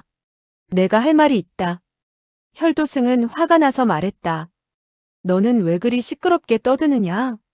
더 이상 주둥이를 놀린다면 나는 너를 죽여버리겠다. 수생은 화가 나서 말했다. 할 말이 있으면 하세요. 왜 오라가라 하지요? 화철가는 내심 생각했다. 저 늙은 중놈은 지금 내공을 운행시켜 내력을 회복하고 있는 중일 것이다. 그가 만약 약간의 힘이라도 찾는다면 나는 그의 단칼에 죽어버릴 것이다. 시간이 너무 급하다. 내가 빨리 말을 할 수 있다면 좋을 텐데. 생각을 하니 그는 다급한 어조로 말했다. 수질려, 너는 저 늙은 노화상을 보아라. 진기가 소멸되어서 서지도 못하고 땅바닥에 엎드려서 움직이지도 못하지 않느냐? 그는 혈도승이 지금 힘이 없지만 감히 그의 노여움을 사고 싶지 않아서 노화상이라고 정중하게 불렀다. 수생은 혈도승을 바라보니 과연 땅바닥에 쓰러진 채 낭패하기 짝이 없는 모습을 보여주고 있었다. 아버지를 죽인 원수라는 생각이 들자 화철간의 말이 진짜인지 거짓인지 알아보지도 않고 즉시 나뭇가지로 혈도승을 향해서 내리쳤다.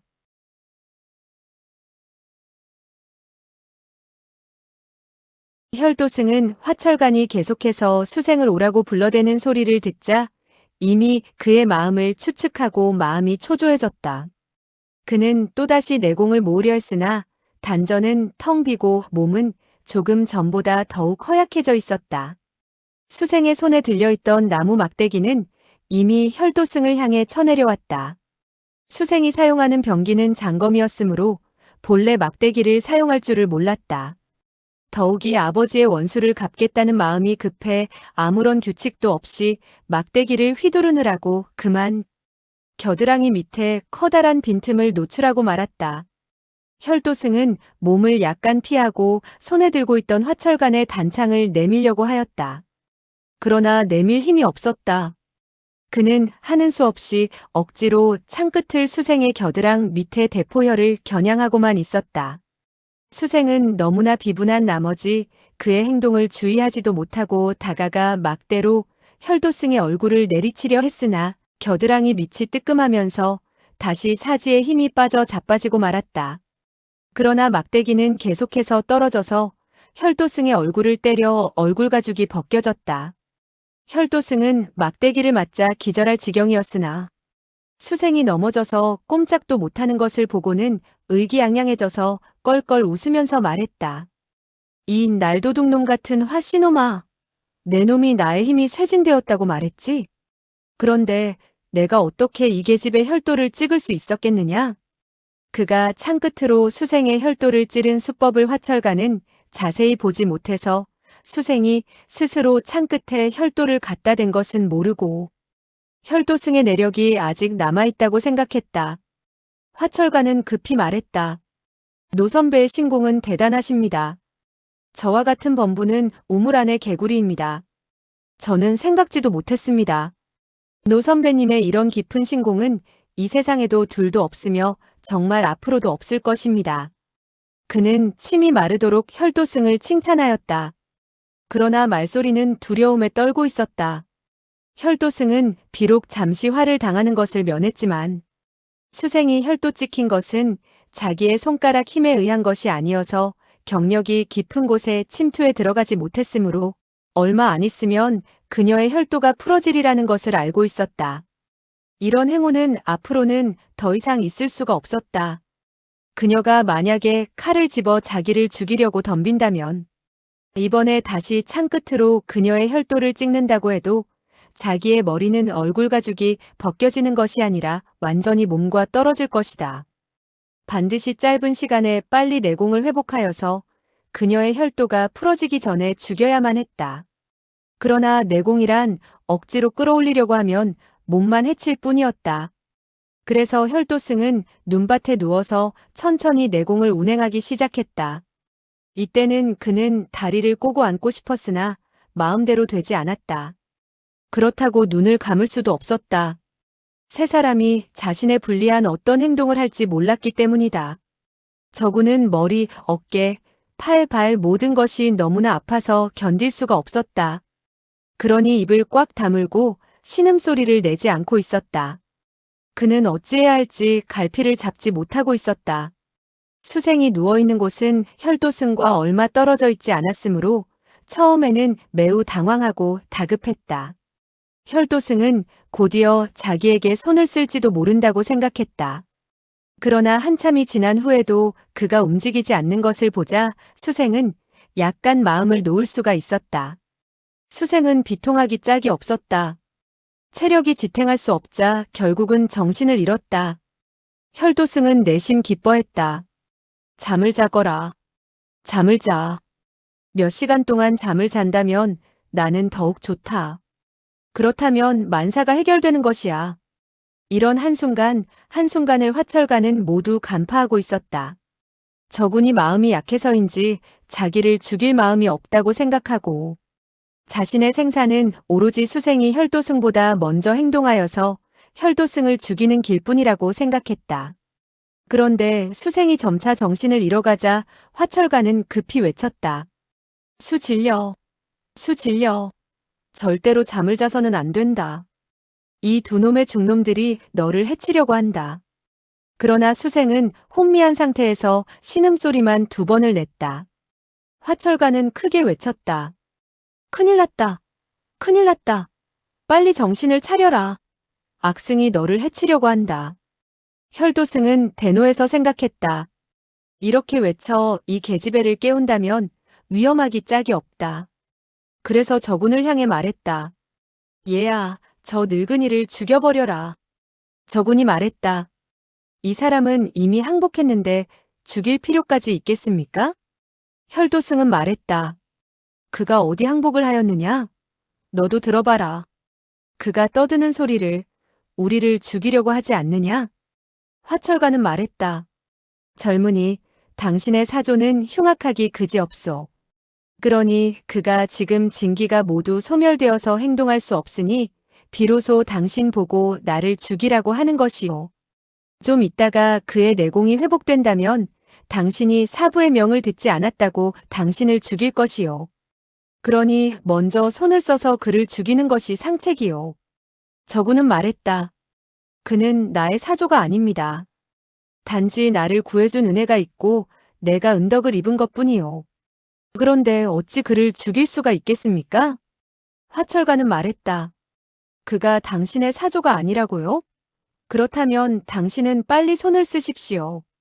한시라도 지체할 수가 없습니다. 혈도문의 중들은 잔인하고 흉악하기 그지없고 절대로 용서해주는 법이 없습니다. 당신은 살고 싶은 마음이 없습니까? 저구는 매우 초조했다. 그의 말투가 맞다는 것은 알고 있었으나 혈도승을 죽인다는 것은 아무리 생각해도 자신이 없었다. 그는 화철간의 계속되는 권고를 듣자 초조해지기 시작했다. 더 이상 계속 떠든다면 나는 당신을 먼저 죽이겠소. 화철간은 상황이 이상하게 돌아간다는 생각이 들어서 더 이상 말하지 않았다. 단지 수생이 혈도승보다 빨리 깨어나기를 바랄 수밖에 없었다. 잠시 후 그는 다시 크게 외쳤다. 수생아, 수생아, 너의 아버지가 살아 돌아오셨다. 너의 아버지가 오셨어. 수생은 꿈속에서 희미하게 너의 아버지가 살아서 올라왔다는 외침 소리를 듣자 마음이 기뻐 금방 정신이 들었다. 그리고 크게 외쳤다. 아버지, 아버지. 화철가는 말했다. 얘야, 너는 그에게 어떤 혈도를 찍혔느냐? 이 악승은 이미 아무런 힘이 없다. 설령 혈도를 찍혔다고 해도 아무런 상관이 없다. 내가 너에게 호흡하여 혈도를 푸는 방법을 알려주겠다. 수생은 말했다. 나의 좌측 겨드랑이의 근골이 마비되어 움직일 수가 없습니다. 화철관이 말했다. 그것은 대포열이다. 풀기는 매우 쉽지. 너는 숨을 한번 크게 쉬고 의도적으로 단전을 막고 있다가 천천히 내공을 몰아 너의 좌측 겨드랑이 밑에 있는 대포혈을 뚫어라. 뚫은 다음에 너는 아버지의 복수를 할 수가 있다. 수생은 고개를 끄덕이더니 말했다. 그렇게 하겠습니다. 그녀는 비록 화철간에 대해 화가 나 있었으나 그는 자기의 편이지 적이 아니었다. 그의 가르침은 자기에게 매우 유리했다. 수생은 재빨리 숨을 크게 한 번 쉬고 단전에 있는 내공을 의도적으로 한 번 막았다. 혈도승은 눈을 떠 그녀의 동태를 주시했다. 그녀는 화철간의 말을 듣고 난 다음 고개를 끄덕이고 있었다. 혈도승은 내심 앞불싸 하고 외쳤다. 이 계집애가 이미 고개를 끄덕였으니 혈도에 충격을 주어 아마 향 하나가 타는 시간이면 행동할 수 있겠구나. 그는 즉시 눈은 코끝을 보고 코끝은 단전을 향하는 식으로 수생이 혈도를 풀 수 있을지 없을지를 상관하지 않고 뱃속의 한 줄기 진기를 천천히 끌어모으고 있었다. 이때 수생의 봉쇄된 혈도는 내공의 흐름에 따라 자연히 천천히 풀어졌다. 그녀가 진기를 가지고 충격을 주지도 않았는데 얼마 있지 않아 그녀의 허리가 움직이기 시작했다. 화철가는 말했다. 수생아, 됐다. 너는 그런 방법으로 계속해서 혈도를 풀어라. 그러면 일어설 수가 있을 것이다. 수생은 다시 머리를 끄덕였다. 손과 발이 마비되었던 것이 점점 없어지는 것 같았다. 그녀는 한숨을 크게 쉬더니 천천히 몸을 지탱하여 똑바로 앉았다. 화철가는 외쳤다. 잘한다. 조카, 너는 일거일동에서 모두 나의 말을 들어라. 절대로 차례가 틀려서는 안 된다. 너의 하나하나의 행동은 매우 기묘하고 중요하다. 그렇지 않으면 복수를 할 수 없을 것이다. 첫 번째로 땅바닥에 있는 혈도를 주워들어라. 수생은 천천히 바닥에 손을 집어 혈도를 주워들었다. 저구는 그녀의 행동을 보고 그녀가 다음 차례로 혈도를 휘둘러 혈도승의 머리를 찌를 것이라고 생각했다. 그러나 혈도승은 두 눈을 꼭 감고 눈앞의 위험한 상황을 마음에 두고 있는 것 같지 않았다. 혈도승은 이때 손과 발에 점차 힘이 생기는 것을 느낄 수 있었다. 앞으로 반 시즌 정도만 더 있으면 강적을 당해내지 못하지만 자기 마음대로 행동은 할 수 있을 것 같았다. 그러나 수생이 먼저 혈도를 집어들어 위험이 닥치자 즉시 전신의 모든 내공을 우측 팔에 집중시켜 놓았다. 화철간의 외침 소리가 들렸다. 둘째로는 먼저 저 어린 중놈을 죽여버려라. 빨리, 빨리 저 어린 중놈을 죽여라. 이런 외침은 저군, 수생, 혈도승에게 모두 의외였다. 화철간은 외쳤다. 늙은 중은 아직도 움직일 수 없으니 먼저 저 어린 중놈을 죽이는 것이 급선무다. 만약 늙은 중이 먼저 죽는다면 저놈은 너와 목숨을 걸고 싸울 것이다. 수생은 그의 말이 맞다고 생각하고 혈도를 들고 저군의 앞으로 갔다. 그러나 마음속에는 주저하는 마음이 들었다. 그는 나의 아버지를 도와 아버지가 저 늙고 악독한 중놈에게 모욕당하지 않도록 해주었다. 내가 그를 죽여야 하나? 살려주어야 하나? 이렇게 머뭇거리다가 그녀는 결심했다. 물론 죽여야지. 그러더니 혈도를 저군의 목을 향해 내리쳤다. 저군은 급히 몸을 굴려 뒤로 피했다. 수생은 두 번째 칼을 또다시 내리쳤다. 저군은 또 한 번 몸을 굴려 피했다. 그녀가 세 번째 칼을 내리치려 할 때 갑자기 손목이 죄어오더니 혈도를 다른 사람이 낚아채어갔다. 그녀의 병기를 빼앗은 자는 바로 혈도승이었다. 그는 힘이 한정되어 있었기 때문에 헛손질을 할 수가 없어서 단번에 그의 칼을 빼앗아야만 했다. 혈도승은 혈도를 성공적으로 빼앗자 더 생각할 겨를도 없이 그녀의 목을 향해 내리쳤다. 수생은 너무 갑작스러운 일이라 피할 시간도 없었다. 저구는 외쳤다. 더 이상 사람을 해치지 말아요. 그러더니 앞으로 달려가 아까 수생의 공격을 막고자 들었던 나뭇가지로 혈도승의 팔목을 후려쳤다.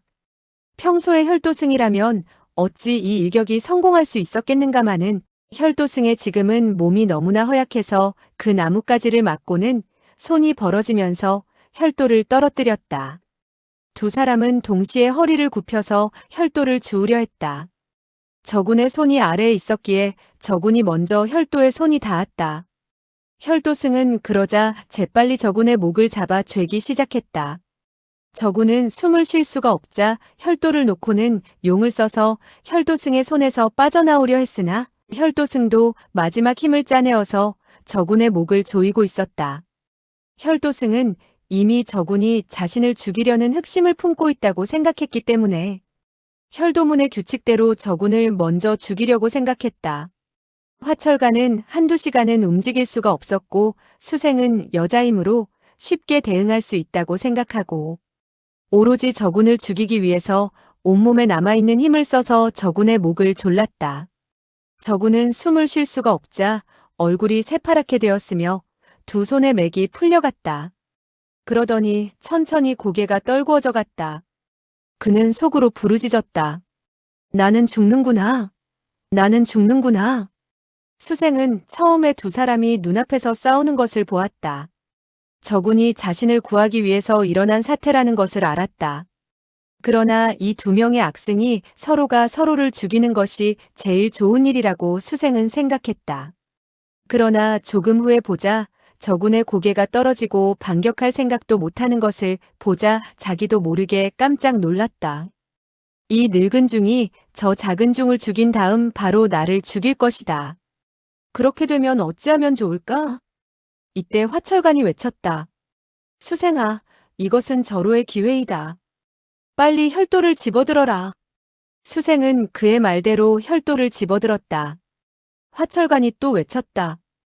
어서 가서 저 두 놈의 중놈을 죽여버려라.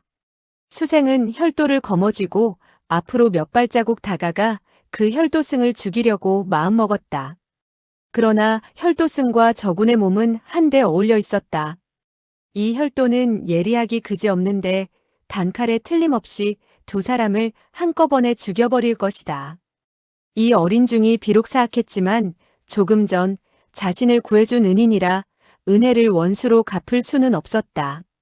그녀는 틈이 벌어지면 즉시 혈도승을 죽이기로 했다. 주춤거리고 있을 때 화철관이 다시 외쳤다. 빨리 내리쳐라. 조금만 지체한다면 절호의 기회를 놓칠 것이다. 너는 너의 아버지의 복수를 해야 한다. 그것은 지금 이 순간에 달려있는 것이다. 수생은 말했다. 두 명의 중이 함께 붙어 있어서 떼어놓을 수가 없습니다. 화철관은 화가 나서 말했다. 너는 정말 멍청하구나. 나는 두 사람을 한꺼번에 죽이라고 말하지 않았느냐? 그는 무림 중에 이름이 난 영웅이었고 강서응조철 장문의 장문으로 평소에는 턱으로 모든 것을 명령하곤 했다. 그는 지금 자기가 움직일 수 없다는 것을 잊어먹고 있었던 것이다. 수생은 마음속으로 그를 매우 멸시하고 있었는데 그가 그렇게 나오자 더욱 화가 나자 오히려 뒤로 물러나면서 말했다. 당신은 영웅호거리구만요. 그런데 조금 전 어째서 이 악승과 한번 겨루어 보지도 않고 항복했지요? 당신이 죽일 수 있다면 해보시지요. 화철가는 그 말을 듣자 상황이 엉뚱하게 나간다는 것을 느끼고는 억지 웃음을 지으며 말했다. 얘야, 조카야, 이 아저씨가 너무 말을 함부로 했구나.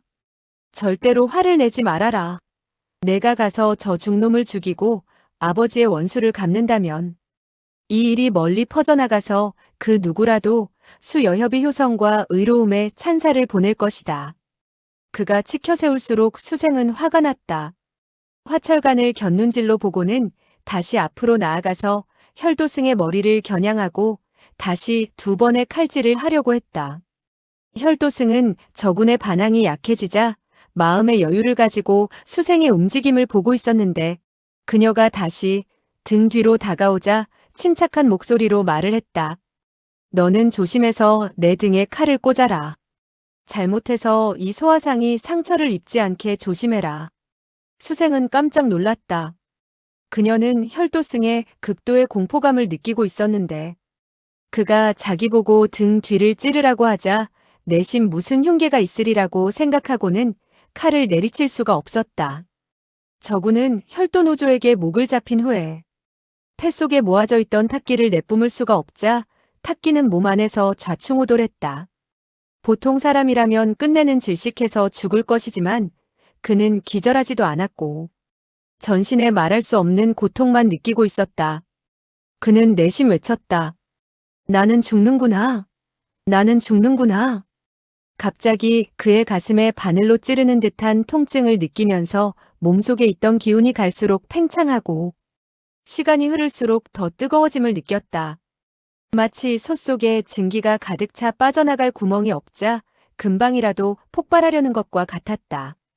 그는 갑자기 전음후음 사이에 회음혈에 마치 뜨거운 공기가 놓이면서 작은 구멍이 하나 생기는 것 같음을 느꼈다. 삽시간에 열기가 회음혈을 통하여서 척추 끝에 있는 장강혈로 뻗치는 느낌이 들었다.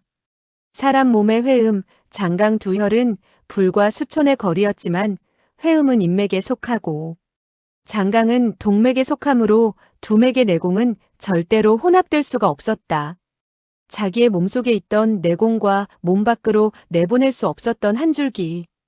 거대한 탁기가 혼합되면서 위급한 상황하에서 스스로 강력한 힘을 발휘하여서 충격을 가하고 맹공을 하여 그의 인맥과 동맥의 어려운 난관을 관통시켜 주었던 것이다.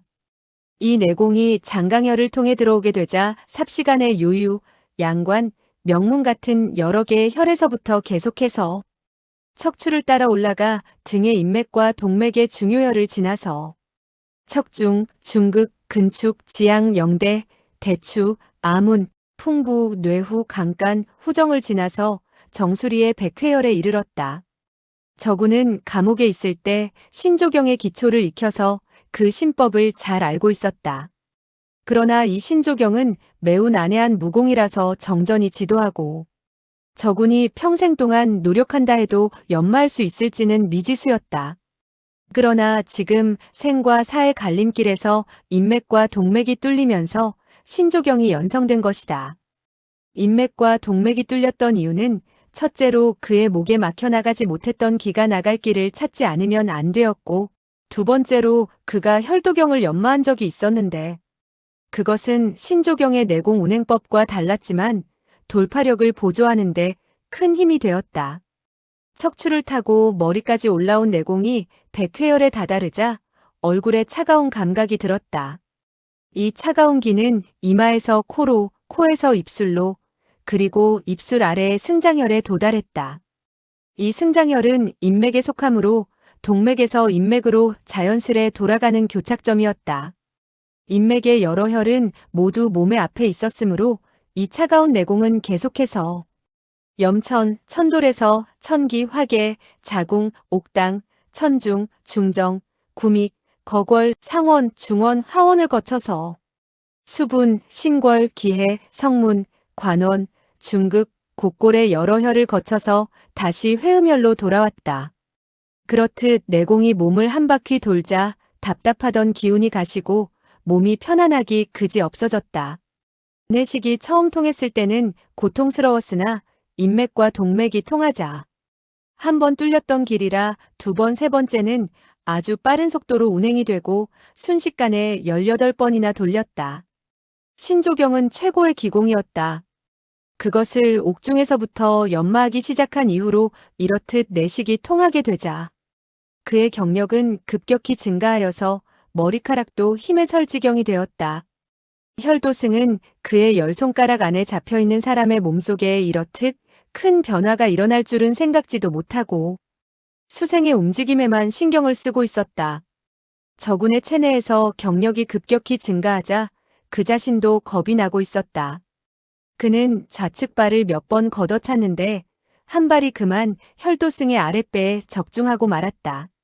이 걷어찬 힘은 무서워서 혈도승의 내공이 소진되지 않았다고 해도 견딜 수가 없었을 텐데 하물며 지금 그의 내공은 거의 소멸되어 있지 않은가. 혈도승의 몸이 마치 구름처럼 하늘을 날아서 공중에서 한 바퀴 돌더니 눈더미에 머리를 박고 떨어졌다. 수생과 화철가는 놀람의 비명을 질렀다.